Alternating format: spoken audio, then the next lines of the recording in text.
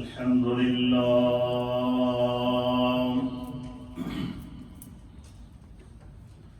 الحمد لله نحمده ونستعينه ونستغفره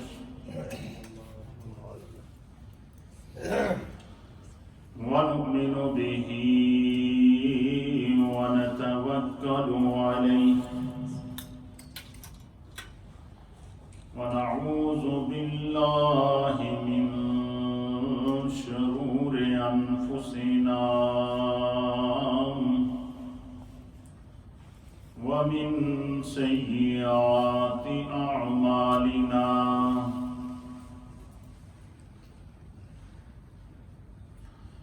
من يهده الله فلا مضل له ومن يضلله فلا هادي له ونشهد أن لا إله إلا الله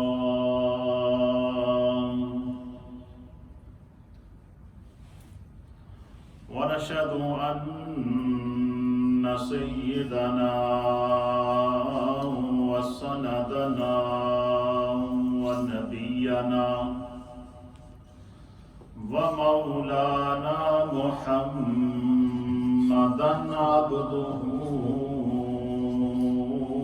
ورسوله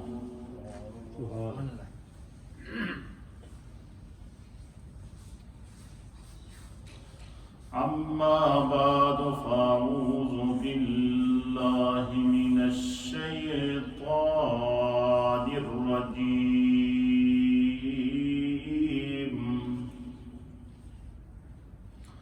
بسم الله الرحمن الرحيم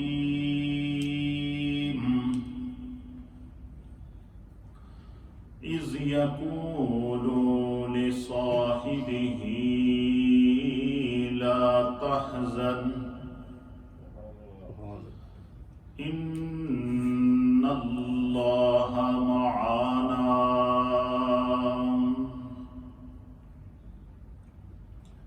آمنت بالله وصدق الله مولانا العظيم وصدق رسوله النبي الأمين الكريم أما بعد فأعوذ بالله من الشيطان الرجيم بسم الله الرحمن الرحيم إن الله وملائكته يصلون على النبي يا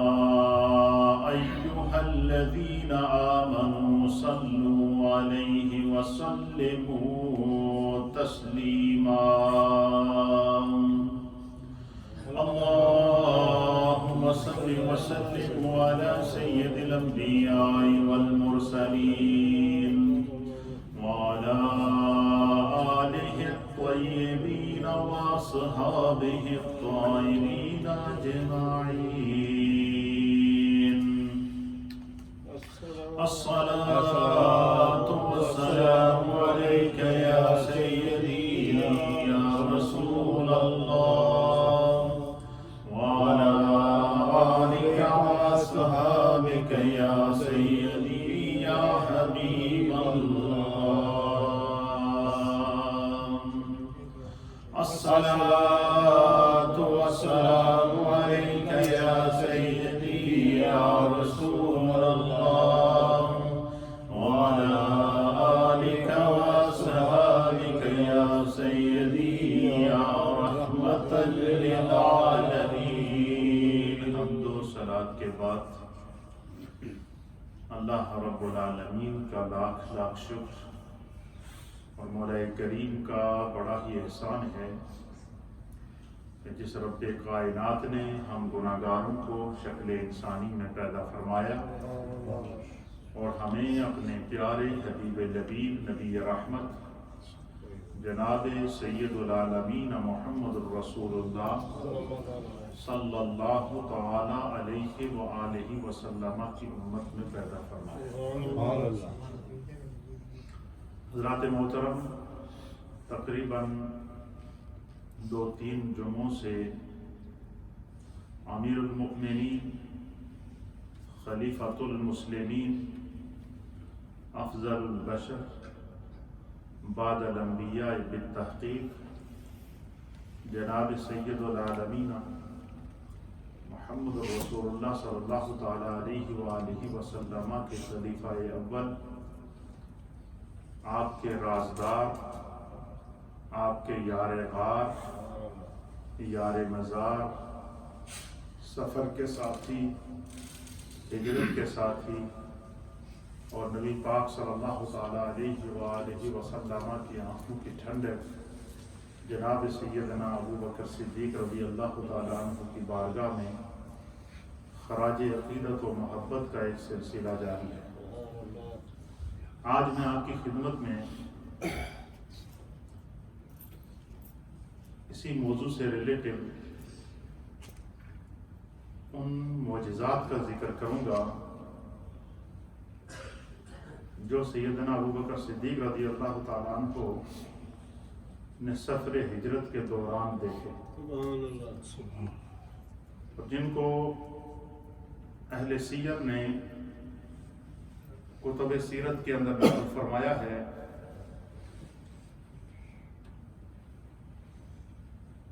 سیرت حلبیہ میں صاحب سیرت حلبیہ نے ان معجزات کا ذکر کیا،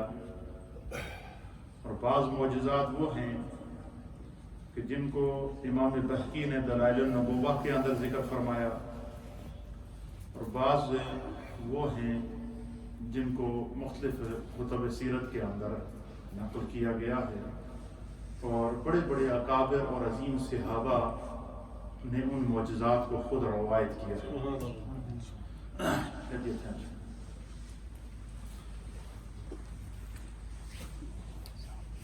صاحب سیرت حلبیہ، آپ نے سیرت حلبیہ کے اندر بڑا ایمان افروز واقعہ لکھا ہے۔ آپ فرماتے ہیں کہ سیدنا صدیق اکبر رضی اللہ تعالیٰ عنہ نے خود اس منظر کو بیان کیا۔ آپ فرماتے ہیں کہ نبی پاک صلی اللہ علیہ وسلم کے ساتھ جب ہم ہجرت کے لیے روانہ ہوئے، میں حضور علیہ الصلوۃ والسلام کے ساتھ تھا، سیدنا صدیق اکبر کہتے ہیں، اس پورے سفر میں سیدنا صدیق اکبر نے ہر مشقت اٹھانا تو گوارا کر لی، لیکن ان کے سوچ، فکر، خیال اور تصور، کیونکہ وہ کشتہ عشق مصطفیٰ تھے، ان کی صرف یہی سوچ تھی کہ کہیں سے بھی سرکار کو کوئی تکلیف نہ پہنچے۔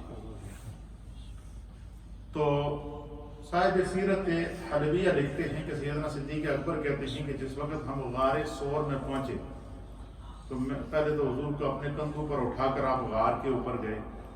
پھر غار کے دہانے پر سرکار دو عالم صلی اللہ تعالیٰ علیہ وسلم کو آپ نے اپنے کندھے سے نیچے اتارا، اور اتارنے کے بعد سیدنا صدیق اکبر نے عرض کیا کہ یا رسول اللہ چند لمحے آپ رکے، میں پہلے خود غار میں جاتا ہوں اور پہلے اس غار کی صفائی کرتا ہوں، کہیں ایسا نہ ہو کوئی ایسی چیز غار کے اندر موجود ہو جو آپ کو نقصان پہنچا دے۔ تو آپ غار کے اندر چلے گئے۔ سیدنا صدیق اکبر کہتے ہیں کہ میں نے پوری غار کی صفائی کی، اور صفائی کرنے کے بعد میں نے جب مجھے تسلی ہو گئی تو بیچ میں 7-8 سوراخ تھے جو کسی سانپ نے کیے ہوئے تھے، وہ اپنی چادر ڈال کے آپ نے ان کو بند کیا، پھر ایک سوراخ رہ گیا، اس پر اپنے قدم رکھ دیا، حضور علیہ الصلوۃ والسلام اندر تشریف لے آئے۔ سیدنا صدیق اکبر کہتے ہیں کہ جب سرکار اندر تشریف لے آئے تو غار کے اوپر ایک تو مکڑی نے جالا بنا دیا تاکہ آنے والوں کو پتہ چلے کہ اندر کوئی گیا ہی نہیں ہے۔ وہاں سے ایک تو یعنی حشرات الارض، جو زمینی کیڑے تھے، مکڑیاں تھیں، ان کی سرکار دو عالم صلی اللہ علیہ وسلم کے ساتھ محبت کا عالم دیکھیے۔ اسی طریقے سے غار کے دہانے پر کبوتروں کے ایک جوڑے نے انڈے دے دیے گھونسلہ بنا کے، تو جب کفار مشرکین وہاں پہنچے نا تو ان میں سے بعض کا خیال آیا کہ ہم غار کے اندر جھانک کر دیکھیں، تو اس کے ساتھ جو دوسرا تھا اس نے کہا جی غار میں کوئی جاتا تو یہ مکڑی کا جالا تو ٹوٹتا نا، یہ جالا نہیں ٹوٹا، اس لیے غار میں کوئی نہیں جاتا۔ ابو بکر صدیق کہتے ہیں کہ میں نے اوپر اٹھا کر جب نظر دیکھی تو کفار غار کے دہانے پر کھڑے تھے۔ مجھے ایک غم لاحق ہوا، خدشہ لاحق ہوا کہ میں جو ہے وہ کہیں ایسا نہ ہو کہ یہ کفار اندر آئے اور حضور علیہ السلام کو نقصان پہنچائیں۔ تو سیدنا صدیق اکبر کہتے ہیں، صاحب سیرت حلویہ نے لکھا کہ جس وقت میرے چہرے پر کچھ پریشانی کے اثرات لاحق ہوئے تو حضور علیہ السلام نے حضرت صدیق اکبر کو مخاطب کر کے فرمایا، یا ابا بکر، اے میرے ابو بکر، لا تحزن، تانو غم کرن دی ضرورت نہیں، ان اللہ معانا، اللہ ہمارے ساتھ ہے۔ حضور علیہ السلام کی ایک تو ان الفاظ کو خدا نے واپس وحی الہی کے اندر لپیٹ کر واپس نازل کیا، لیکن صاحب سیرت حلبیہ کہتے ہیں کہ سیدنا صدیق اکبر کہتے ہیں کہ جب حضور علیہ السلام نے فرمایا کہ یا ابا بکر لا تحزن ان اللہ معانا، آگے جا کے صاحب سیرت حلبیہ لکھتے ہیں کہ حضور علیہ السلام نے حضرت ابو بکر سے فرمایا کہ یا ابا بکر لا تحزن، تنو غم کرن دی ضرورت نہیں، لو جاؤ من ہا ہونا، اس طرح حضور نے اشارہ کیا انگلی کے ساتھ، یہ میری انگلی دیکھ رہے ہیں، اس طریقے سے حضور نے غار کا جو سوراخ تھا، جو اس کا منہ تھا، جو دروازہ تھا، اس کی طرف اشارہ کر کے حضور علیہ السلام نے حضرت ابو بکر سے فرمایا کہ یا ابا بکر لا تحزن، اے میرے ابو بکر تنو غم کرن دی ضرورت نہیں، لو جاؤ من ہا ہونا، اگر یہ کفار ادھر سے اندر آ جائیں گے۔ پھر حضور نے دوسری طرف اشارہ کر کے کہا لا خرجنا منہا ہونا، کیا فرمایا کہ اگر یہ ادھروں آئے تو اسی ادھروں نکل جا سکتے، اس دا آسان ترجمہ ہے۔ کیا فرمایا حضور علیہ السلام نے کہ یا ابا بکر، نے میرے ابو بکر، لا تحزن، آپ کو غم کرنے کی ضرورت نہیں، لو جاؤ منہا ہونا، اگر یہ ادھر سے آئیں گے،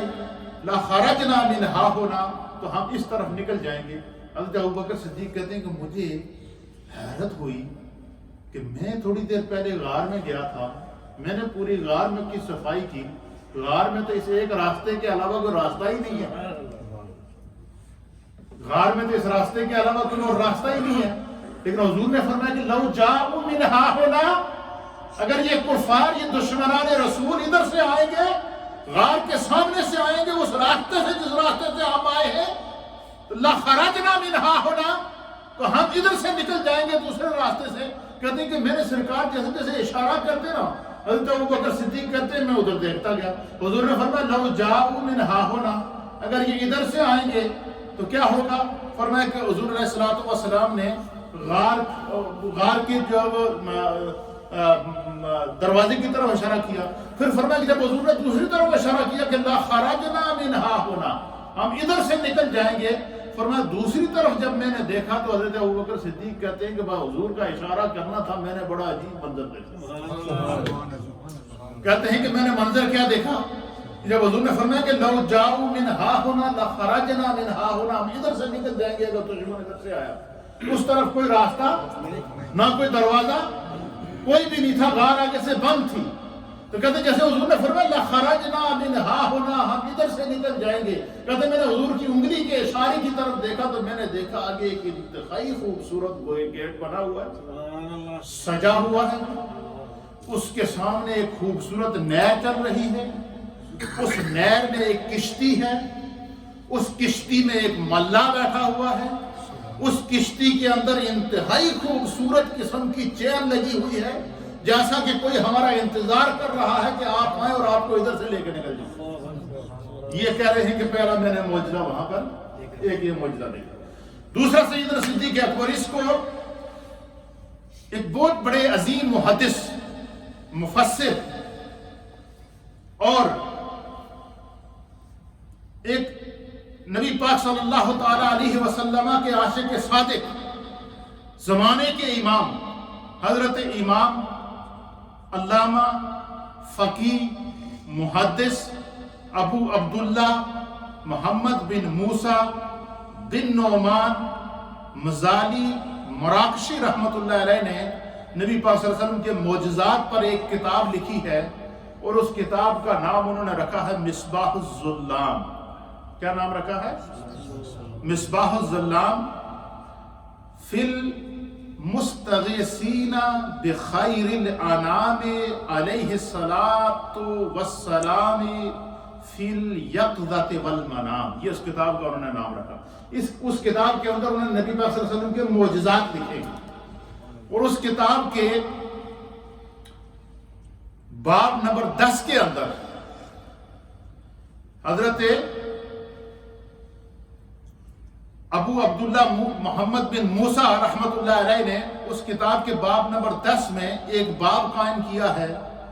اور اس باب میں حضرت صدیق اکبر رضی اللہ تعالیٰ عنہ کا سرکار دو عالم صلی اللہ علیہ وسلم کی بارگاہ میں استغاثہ پیش کرنا، حضور کی بارگاہ میں مدد طلب کرنا، یہ اس کا عنوان قائم کیا۔ اس باب میں انہوں نے ایک حدیث نقل کی ہے، ایک روایت نقل کی ہے، اور جس روایت کو امام بہقی نے نقل کیا ہے، اور روایت کرنے والے کوئی عام آدمی نہیں ہے، حضرت عبداللہ ابن عباس جو صحابی رسول ہیں وہ، اور حضرت عبداللہ ابن عباس نے اس روایت کو فَأَنزَلَ اللَّهُ سَكِينَتَهُ عَلَيْهِ، اس کے تحت جو ہے وہ تفسیر ابن عباس کے اندر اس روایت کو نقل فرمایا، اور حضرت ابن عباس لکھتے ہیں کہ جب نبی پاک صلی اللہ تعالیٰ، حضرت ابوبکر صدیق بیان کرتے ہیں کہ جب حضور علیہ السلام کو لے کر میں غار ثور پر پہنچا ہجرت کی جب، اس سیدنا صدیق سے آپ مقام صدیق اکبر رضی اللہ تعالیٰ عنہ کو دیکھیے کہ حضرت سیدنا صدیق اکبر کہتے ہیں کہ جب میں حضور علیہ السلام کو لے کر غار کے دہانے پر پہنچا تو میں نے حضور علیہ السلام کی بارگاہ میں عرض کیا کہ یا رسول اللہ آپ کا لمحے رکیں تو میں پہلے غار کی صفائی کروں۔ حضرت ابوبکر صدیق کہتے ہیں میں نے پوری غار کی صفائی کر کے ہر چیز کو سیٹ کر کے پھر جب مجھے تسلی ہو گئی تو میں نے عرض کیا کہ یا رسول اللہ آپ اندر تشریف لے آئیں۔ تو آپ کہتے ہیں حضور علیہ السلام اندر تشریف لائے، اور نبی علیہ السلام نے غار کا جائزہ لیا، اور جائزہ لینے کے بعد سیدنا صدیق اکبر کہتے ہیں حضور علیہ السلام نے فرط محبت کے ساتھ، نگاہ نبوت کے ساتھ، فرط محبت میں ایک دفعہ میرے چہرے کی طرف دیکھا۔ قربان جائیں اے صدیق، کہ غار کا وہ موقع کہ صدیق اکبر کی آنکھیں چہرہ مصطفیٰ دیکھ رہی ہیں، مصطفیٰ کی آنکھیں چہرہ صدیق دیکھ رہی ہیں، وہاں ان دو کے علاوہ اور کوئی نہیں۔ اللہ اس منظر کو بیان کر رہا ہے، ثانیہ اثنین اذ ہما فی الغار، پھر دوسرے مقام پر یقول لصاحبہ لا تحزن ان اللہ معنا، غار کے اندر راز و نیاز، غار کے اندر کا قرب، غار کے اندر کے مناظر، غار کے اندر نازل ہونے والے انوار و تجلیات، ان کو میرا رب بیان کر رہا ہے۔ فَأَنزَلَ اللَّهُ عَلَيْهِ السَّكِينَةَ، خداوند قدوس نے ان کے اوپر سکینہ نازل کی، کرم نازل کیا، سکون نازل کیا، رحمت نازل کی، فضل نازل کیا، اور کیسا فضل نازل کیا اس کو آپ سنیں گے، آپ کا ایمان تازہ ہو جائے گا۔ حضرت عبداللہ ابن عباس کہتے ہیں کہ سیدنا صدیق اکبر کہتے ہیں کہ میں نے پوری غار کی صفائی کی، ہر چیز کو میں نے دیکھا، غار کے اندر کوئی ایسی چیز نہیں تھی، نہ وہاں پانی تھا، نہ کوئی پانی کا چشمہ تھا، نہ کوئی ایسی چیز تھی۔ کہتے ہیں کہ جیسے سرکار اندر تشریف لائے تو حضور علیہ السلام نے نگاہ نبوت ڈال کر فرط محبت سے میرے چہرے کو دیکھا۔ کس کے چہرے کو دیکھا؟ حضرت محبت پیدا کرنا تاکہ آگے مزہ اور آئے گا تو حضور نے حضرت ابوبکر صدیق کہتے ہیں کہ سرکار نے میرے چہرے کی طرف کیا کیا؟ نظر رحمت فرمائی، نظر کرم فرمائی، نظر نبوت فرمائی۔ کہتے ہیں کہ جب حضور نے مجھے دیکھا تو میرے چہرے پر کچھ تھوڑی سی پریشانی کے اثرات تھے، تو حضور علیہ السلام نے محسوس کر لیا، تو سرکار نے مجھے مخاطب کر کے فرمایا، سیدنا صدیق اکبر، حضور نے مجھے فرمایا کہ اے میرے ابو بکر کیا بات ہے، بڑے بے چین لگ رہے ہو۔ کیا فرمایا؟ اے میرے ابو بکر کیا بات ہے، بڑے بے چین لگ رہے ہو۔ تو میں حضرت ابوبکر صدیق کہتے ہیں میں نے عرض کیا کہ یا رسول اللہ میرا حلق خشک ہو گیا، کندھوں پہ سرکار کو اٹھا کر اتنی بڑی غار ثور کی پہاڑی پر چڑھنا، پھر غار کے اندر جانا،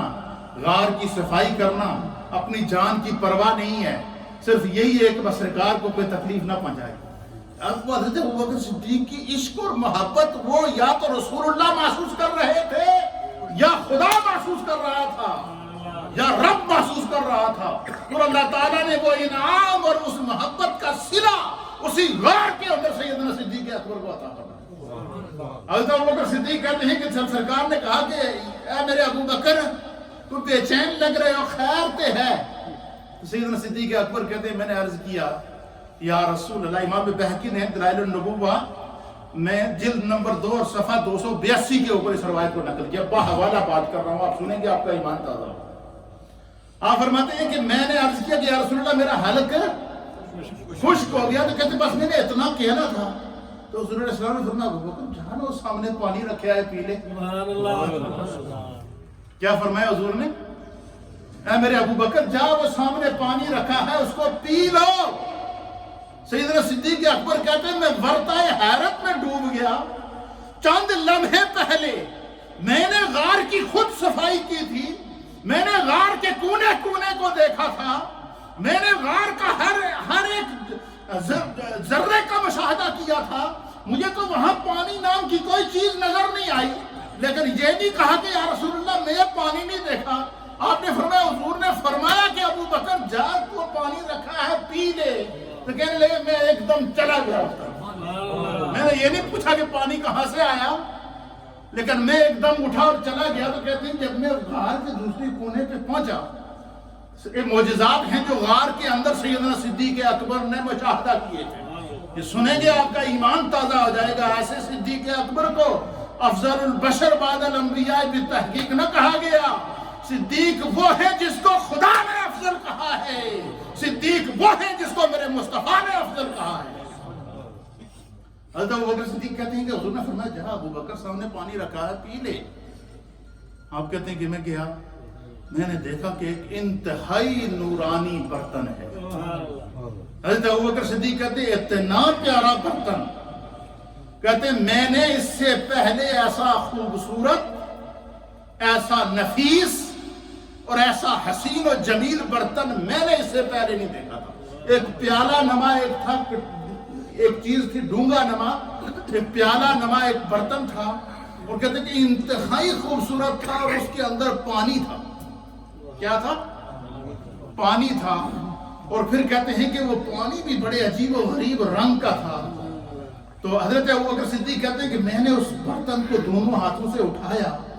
اور اٹھانے کے بعد پھر میں سرکار دو عالم صلی اللہ علیہ وسلم کی طرف بڑھا، اور میں نے چاہا کہ حضور کو پیش کر دوں کہ یا رسول اللہ آپ اس کو پئیں۔ کہتے ہیں میں حضور کی طرف بڑھ رہا تھا تو سیدنا صدیق اکبر کہتے ہیں کہ حضور نے انگلی کا اشارہ کیا کہ ابوبکر رک جا۔ کیا فرمایا؟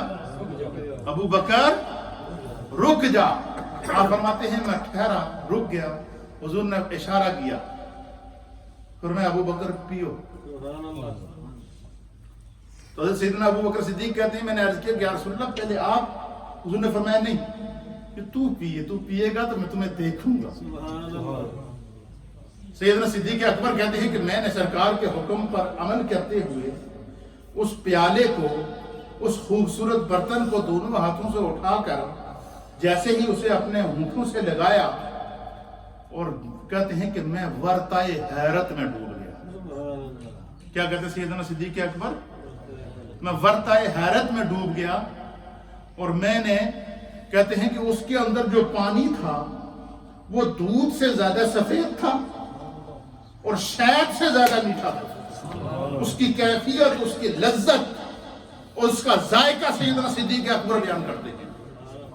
وہ پانی جو اس برتن کے اندر تھا وہ دودھ سے زیادہ سفید تھا، شہد سے زیادہ میٹھا تھا۔ کہتے ہیں کہ میں نے جی بھر کے پیا۔ کہتے جب میں پی کر جتنا میں چاہتا تھا اتنا میں نے اس کو پیا۔ پینے کے بعد پھر میں نے جب اپنے ہونٹوں سے اس برتن کو ہٹایا تو حضور حضرت ابوبکر صدیق نے سرکار نے اشارہ کیا اور پی۔ کیا فرمایا ابو بکر؟ اور پی۔ سیدنا صدیق اکبر کہتے ہیں میں نے خوب اور پیا۔ کہتے ہیں پھر سرکار نے تیسری دفعہ اشارہ کیا ابو بکر اور پی، یہ مشروب تیرے لیے اسپیشل آیا، پی اس کو۔ سیدنا صدیق اکبر کہتے ہیں کہ میں نے اس کو پیا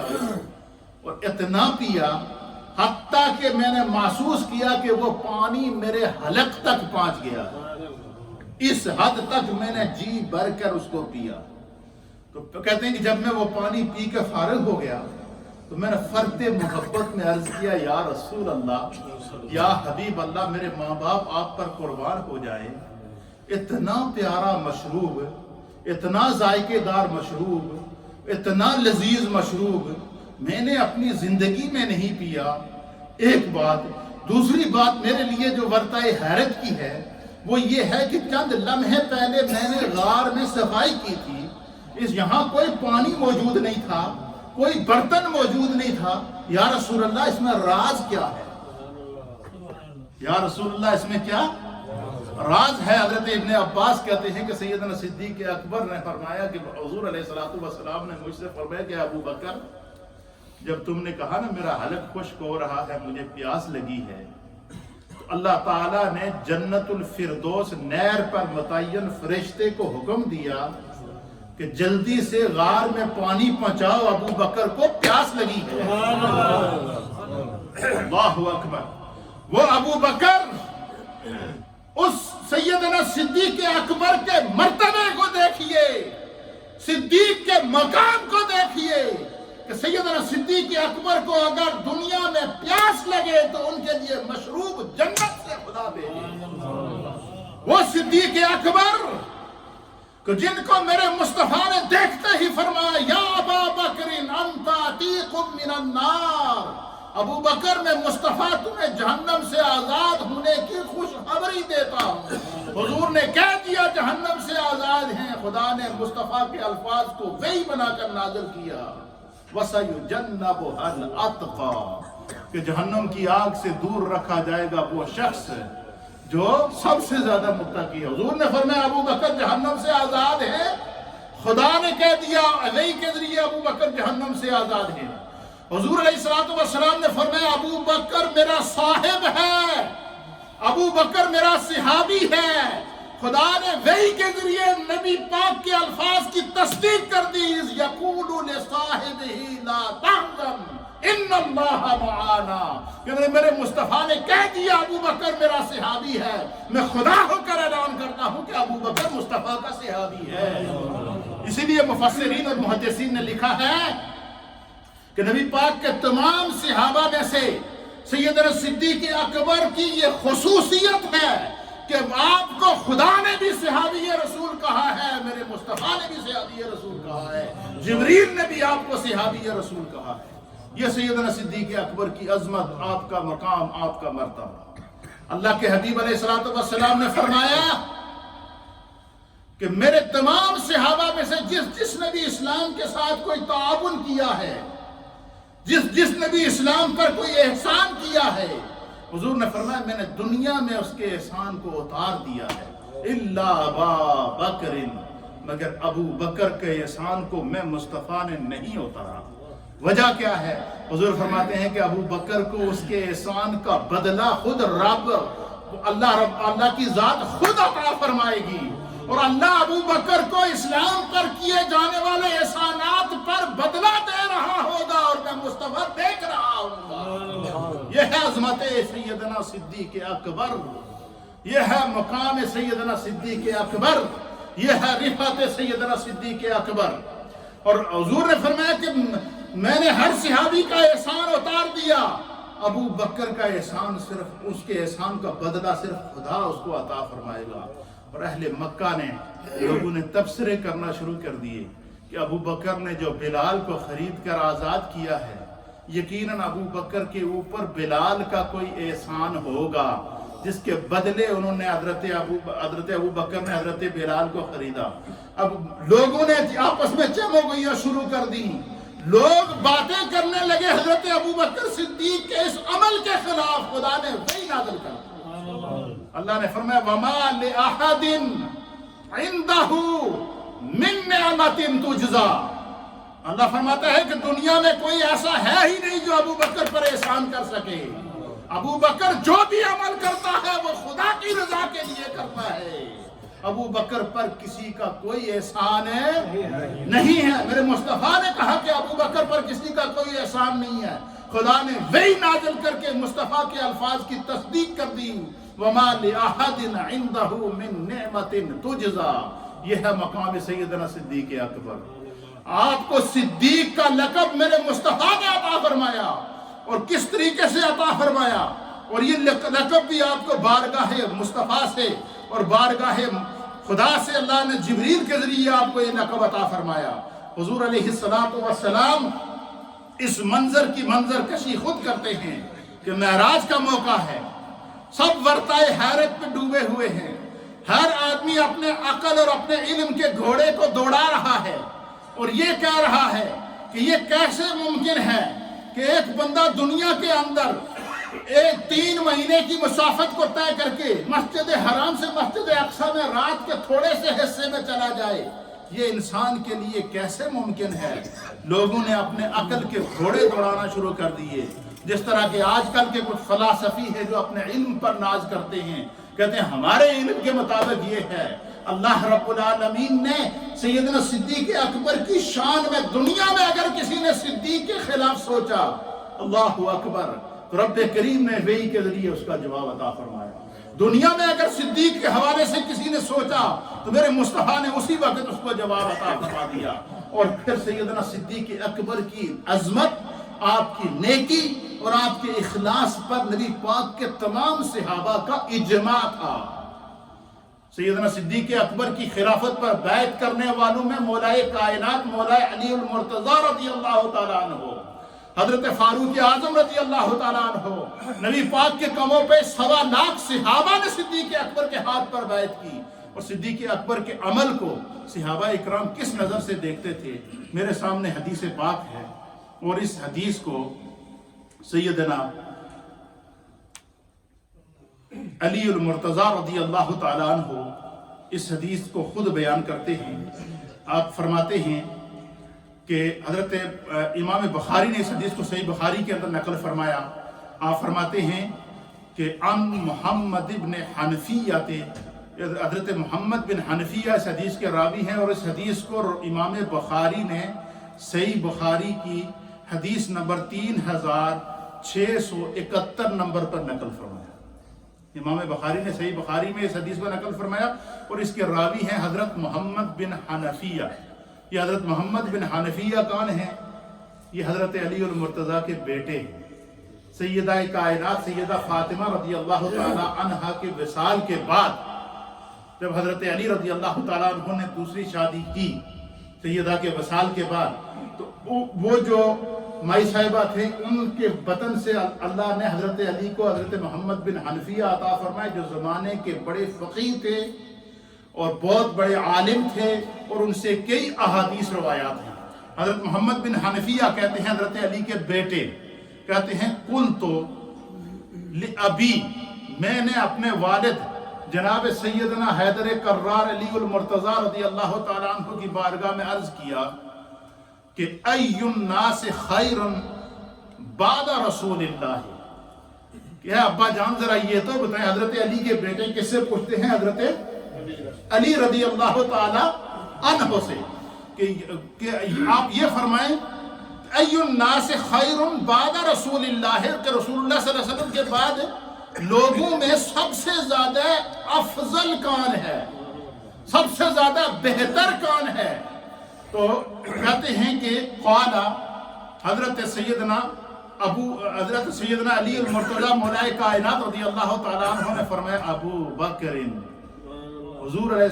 السلام کے بعد اس پوری مخلوق میں سب سے افضل حضرت علی المرتضی کہتے ہیں ابو بکر ہے۔ کون کہتے ہیں؟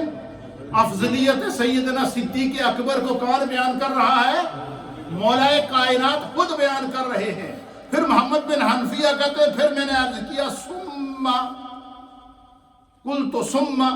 پھر میں نے عرض کیا کہ ابو بکر کے بعد کون مخلوق میں سب سے افضل ہے؟ کہتے ہیں کہ قال، پھر مولا کائنات نے فرمایا عمر، کہ عمر کائنات ابو بکر کے بعد عمر افضل ہے۔ پھر حضرت محمد بن حنفیہ کہتے ہیں خشیت ان یقول عثمان، مجھے خوف ہوا کہ اس کے بعد حضرت علی رضی اللہ تعالیٰ عنہ یقیناً حضرت عثمان کا نام لیں گے، تو آپ کہتے ہیں کہ میں نے اپنے سوال کو تبدیل کیا۔ کیا کیا؟ ثم ایو کہنے کے بجائے میں نے اپنے سوال کو تبدیل کر کے میں نے حضرت محمد بن حنفیہ کہتے ہیں میں نے مولا کائنات کی بارگاہ میں عرض کیا ثم انت، اے مولا کائنات پھر آپ کا مقام کیا ہے؟ تو حضرت سیدنا علی المرتضی رضی اللہ قال کہتے ہیں مولا کائنات نے عرض کیا ما انا الا